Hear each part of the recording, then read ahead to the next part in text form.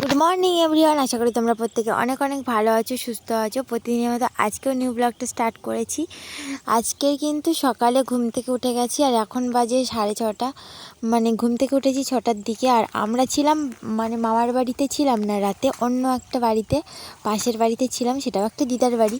তো সেখানেও ঘুমাতে গেছিলাম, বেশ দূর ছিল, একটা মাঠ পাড়ি দিতে হয়। তারপর মাঠ থেকে সোজা হাই ফাই করে চলে এলাম সকালে অ্যানাউন্সমেন্ট শুনে যে তোমরা যেখানেই থাকো চলে এসো ঝটপট। তো বাড়িতে অনেক কাজ রয়েছে, তার জন্য চলেও এসেছিলাম ঝটপট করে। তার বাড়ি ভর্তি লোকজন, সবাইকে দেখতেই পাচ্ছ তোমরা। তারপরে এখানে হচ্ছে দেখি এসে দিদারা এই যে মানে লুচি ভাজার কাজ করছে, আরেকজন দিদা বসে আছে দেখো, কলার মোচার বড়া দেবে বলে, মানে কলার মোচার পেঁয়াজি ভাজবে। তো তোমরা কে কে এরকম খেয়েছো কমেন্ট করে জানিও। তো আজকের কিন্তু অনেক বাড়িতে অতিথি রয়েছে, আর লোকজনও রয়েছে, আত্মীয় স্বজন সবাই। তো একটাই কলার মোচা ছিল, সেটাই বৈষ্ণব সেবার কাজে মানে নিয়োজিত হবে আর কি। এই দুদিনই যা যা রান্না হচ্ছে সবই নিরামিষ। বৈষ্ণবরা আমাদের বাড়িতে রয়েছেন, মানে ওনাদেরই জন্য সব গান বাজনা চলছে, তোমরাও দেখতে পাচ্ছ। তো দিদা ঝটপট করে মানে কলার মোচাগুলো দিয়ে দিচ্ছে তেলের মধ্যে, আর এটা ছুঁকে ছুঁকে পুরো চপের আকারেই হবে। তো আমিও ভাবলাম তোমাদেরও একটু শেয়ার করে দিই যে বাড়িতে আজকের কী কী চলছে। তার জন্য বাড়িতে ওয়েট করতে থাকলাম। আর তোমরা পুরো ভিডিওটা দেখো স্কিপ না করেই, ঠিক আছে। বাড়িতে কিন্তু অনেকেই রয়েছে। তাছাড়াও আমার মেয়েকে এখনও পর্যন্ত ব্রাশ করাতে পারিনি, আমি ভিডিও করার জন্য পুরো রেডি হয়ে দাঁড়িয়ে রয়েছে এখানে।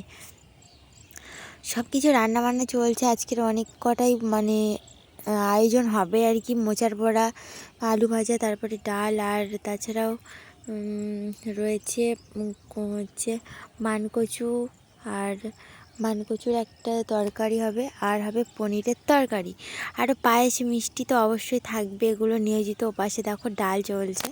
তারপর আমি স্নান করে নিয়েছি, আর এখন বাজে 9:30। স্নান করে একটু বৈষ্ণবী হলাম আর কি। কেমন লাগছে জানিও। সবাই বলছে এক্ষুনি যেন ধর্মে চলে যাচ্ছে, চলে যাও হচ্ছে বৃন্দাবনে চলে যাও। তো অবশেষে আমি পড়ে নিলাম, যে যা বলে বলুক, আমার দেখার দরকার নেই, লোকের কথায় কান দিয়ে কোনো লাভ নেই, তাই না। তারপর এখন গান হবে, তার জন্য পুরো রেডি, এখানে সবাই রেডি করানো চলছে। কেউ কেউ তিলক কাটছেন বাচ্চাদের, আর আমার মামা মাসি সবাই এখানে যে যার কাজে ব্যস্ত রয়েছে। তো তোমরা পুরো ভিডিওটা স্কিপ না করে দেখো, এখন গানই হবে। কথা বলতে গিয়ে আমি তো স্নান করেই নিয়েছি, আমার মেয়েকে এখনও পর্যন্ত স্নান করানো হয়নি। আর সরস্বতী পুজোর পরের দিন থেকে যে এতটা গরম পড়বে সত্যি বুঝতে পারিনি, খুব মানে রোদ উঠে গেছে। আর এই যে দেখতে পাচ্ছ সবাই বসে আছে, আমার মেয়েও বসে আছে, সব এগুলো হচ্ছে আমার মাসি মামাদের মেয়ে, ছোট্ট ছোট্ট বোন। আমি সবার থেকে বড় ছিলাম। যাই হোক, আমি তো অলরেডি ম্যারিড, আর কিছু বলার নেই। তোমরা পুরো ভিডিওটা দেখবে, কেমন লাগছে জানাবে কমেন্ট করে।